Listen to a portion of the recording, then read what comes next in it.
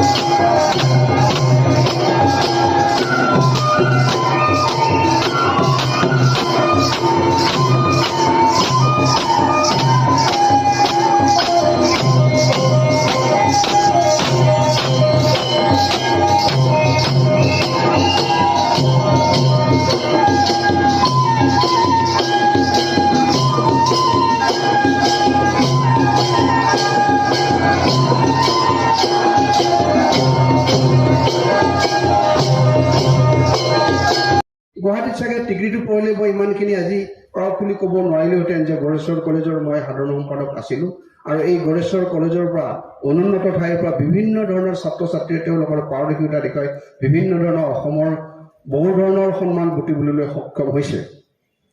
গতিকে এই বতৰত বিশেষ নকওঁ, মই এইটোৱেই কামনা যে আমাৰ যিসকল ছাত্ৰ ছাত্ৰী আজি গড়েশ্বৰ কলেজত আছে, যিসকল আহিব, তেওঁলোকৰ কাৰণে গড়েশ্বৰ কলেজখন যেনে আৰু উন্নত ধৰণৰ আৰু চাইণ্টিফিক টেকন'লজি ডেভেলপ কৰিব পাৰোঁ। অকল আমি আৰ্টছ কলা শাখাতেই সীমাবদ্ধ থাকিলে নহ'ব, বাণিজ্য শাখাটো আছে বাৰু, লগতে ছায়েন্সো আছে।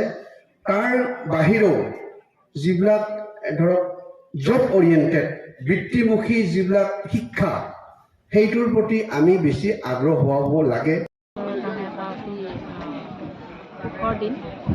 গড়েশ্বৰ মহাবিদ্যালয়ৰ ৬৭তম গ্ৰহণ কৰা বুলি ক'ব লাগিব। আজি আছিল প্ৰতিষ্ঠা দিৱস আৰু এই বছৰ হৈছে আমাৰ ৪৯ সংখ্যক প্ৰতিষ্ঠা দিৱস। ৪৯ বছৰ গৰকি গ'ল। অহা বছৰলৈ আমি সোণালী জয়ন্তী বৰ্ষত ভৰি দিবলৈ গৈ আছোঁ আৰু এই সোণালী জয়ন্তী বৰ্ষৰ প্ৰাকখনত ৭ বছৰত আমি এইবাৰ প্ৰতিষ্ঠা দিৱসটো অকণমান ৰাইজৰ সহায় সহযোগিতা তথা আমাৰ যিখিনি প্ৰাক্তন ছাত্ৰ ছাত্ৰী আছে তেখেতসকলৰ সহায় সহযোগিতাৰে আমি আগবাঢ়ি যোৱাৰ আশা কৰি আমি এইবেলি এই প্ৰতিষ্ঠা দিৱসত গড়েশ্বৰ মহাবিদ্যালয়ৰ ১৯৭৪ চনৰ পৰা যিসকল সাধাৰণ সম্পাদক আছে প্ৰত্যেকগৰাকী প্ৰাক্তন সাধাৰণ সম্পাদকক আমি আমন্ত্ৰণ জনাইছিলোঁ। তাৰ ভিতৰত দুগৰাকী আমাৰ এই সংসাৰৰ পৰা গুচি গৈছে আৰু যিসকল আছে তেখেতসকলক আমি আমন্ত্ৰণ কৰি আনিছিলোঁ। সৰহসংখ্যক সাধাৰণ সম্পাদক আহি উপস্থিত হৈছে আৰু আমাৰ এতিয়া কাৰ্যসূচী হিচাপত আমাৰ ৰাতিপুৱা পতাকা উত্তোলন কাৰ্যসূচী কৰিব। এই বছৰ ৪৯ সংখ্যক প্ৰতিষ্ঠা দিৱসৰ লগত সংগতি ৪৯খন পতাকা আমি উত্তোলন কৰিলোঁ আৰু সেই পতাকাসমূহ প্ৰাক্তন সাধাৰণ সম্পাদক তথা আমাৰ প্ৰাক্তন ছাত্ৰ ছাত্ৰী সংস্থাৰ যিসকল পুত্ৰবৰ্গীয় লগতে গড়েশ্বৰ মহাবিদ্যালয়ৰ জন্মলগ্নৰ পৰা যিসকল ব্যক্তি জড়িত হৈ আমাৰ মহাবিদ্যালয়খনক সহায় কৰি আছে সেইসকলৰ ব্যক্তিৰ দ্বাৰাই আৰু যিসকল সমাজকৰ্মী আছে ইয়াৰ পিছতে আমি সমাপ্ত কৰিছোঁ আমাৰ স্মৃতি দৰ্পণ কাৰ্যসূচী। শ্ৰদ্ধাঞ্জলি অনুষ্ঠান এটা ৰাখিছোঁ আমি যিসকল ব্যক্তি জ্ঞাত অজ্ঞাত যিসকল ব্যক্তিয়ে বৰ্তমানলৈকে মহাবিদ্যালয় উত্তৰণত সহায় কৰি গ'ল তেখেতসকলৰ আমি শ্ৰদ্ধাৰে আমি স্মৰণ কৰিছোঁ। তাৰপিছতে আমাৰ প্ৰতিষ্ঠাপক অধ্যক্ষৰ প্ৰতিমূৰ্তিত মাল্যাৰ্পণ কাৰ্যসূচী এটা আছিলে। সেই কাৰ্যসূচীটো সুন্দৰভাৱে সুকলমে পাৰ হৈ গৈছে। তাৰপিছতে আমি এইবাৰ 49 সংখ্যক প্ৰতিষ্ঠা দিৱসৰ প্ৰতি লক্ষ্য ৰাখি আমি মহাবিদ্যালয়ৰ চৌহদত 49 জোপা দেৱদাৰু গছ ৰোৱাৰ আমি সিদ্ধান্ত লৈছিলোঁ। পৰিৱেশৰ প্ৰতিও লক্ষ্য ৰাখি লগতে মহাবিদ্যালয়খনৰ সৌন্দৰ্য বৰ্ধনৰ বাবেও আমি 49 জোপা দেৱদাৰু গছ এইবেলি প্ৰাক্তন সাধাৰণ সম্পাদকসকল তথা সমাজকৰ্মীসকল তথা প্ৰাক্তন ৰোপণ কৰিলোঁ। গতিকে এতিয়ালৈ আমি এইখিনি কাৰ্যসূচী আমি সমাপন কৰিলোঁ। আশা ৰাখিছোঁ আমাৰ পৰৱৰ্তী যি মুকলি সভা আছে ইয়াৰ পিছত আমাৰ বন্তি প্ৰজ্বলন থাকিব আৰু বন্তি প্ৰজ্বলনৰ আগত 49 গছি চাকি আমি প্ৰজ্বলন কৰিম। আমাৰ মহাবিদ্যালয়খনৰ প্ৰতিগৰাকী শিক্ষক শিক্ষয়িত্ৰীয়ে এই বন্তি প্ৰজ্বলন কৰিব আৰু তাৰপিছতে আমাৰ মুকলি সভা আৰম্ভ হ'ব। আৰু এইবেলি আমি মুকলি সভাত আমাৰ গড়েশ্বৰ MCLA উদ্বোধন হিচাপে আমি নিমন্ত্ৰণ কৰিছোঁ।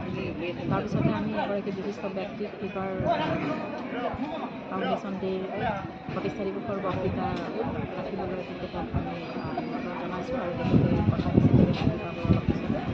তেখেত হৈছে বিশিষ্ট লেখক সমালোচক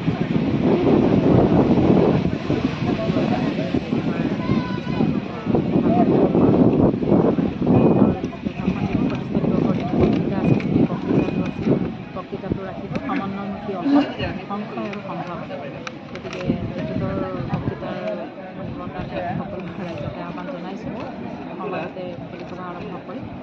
গতিকে আমি আশা ৰাখিছোঁ এই কাৰ্যসূচীখিনি আমি সুকলমে পাৰ কৰি দিব পাৰিম গোটেই দিনটো আৰু সমূহ ৰাইজৰ আমি সহায় সহযোগিতা বিচাৰিছোঁ। আজি